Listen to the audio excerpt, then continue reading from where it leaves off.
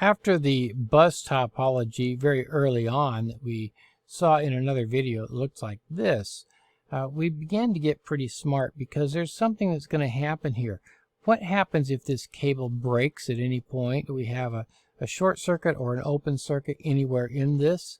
Well, what happens is that everybody goes down. The entire network goes down. Well, let's fix that problem by putting in the star topology. So let's just take a central device called a hub, and we'll connect all the computers to the hub. Now, if this line goes down from, say, this computer to the hub, that computer is off the network, but all the other computers can continue to talk all they want. And so this allows us a little more leeway here in a little robustness in our network. Our whole network doesn't go down if one computer goes down. It's just like when you pull the light out of the Christmas trees, light strand, all the lights go out, right? Well, we don't want that. And so we want, if one light goes out, we want the rest to remain on. Well, that's kind of what's going on here.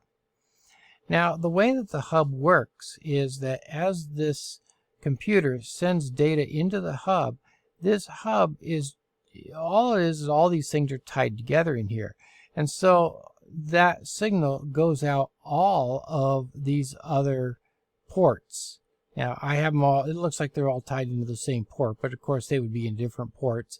And so it's going to go to every computer if it comes out for one computer. Well, what's that remind you of? Well, that reminds you kind of the bus back here, where if this computer sends something, then the signal goes to all of the other computers.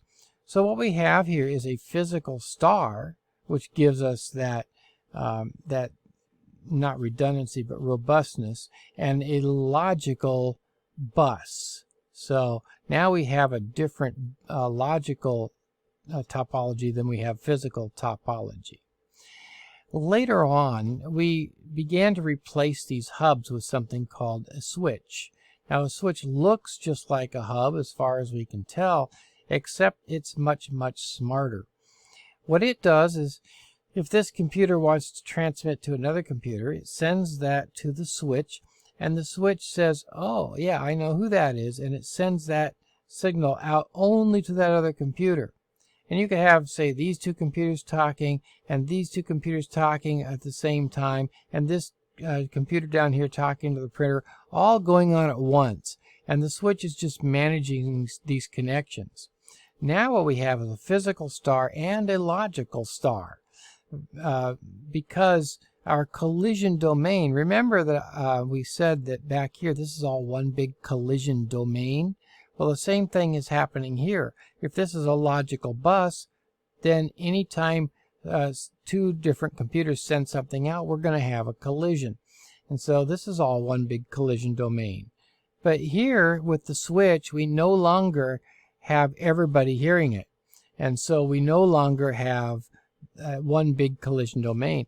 Now every computer and this printer are all on their own collision domain. We have collision domains of one, which means we won't have any collisions.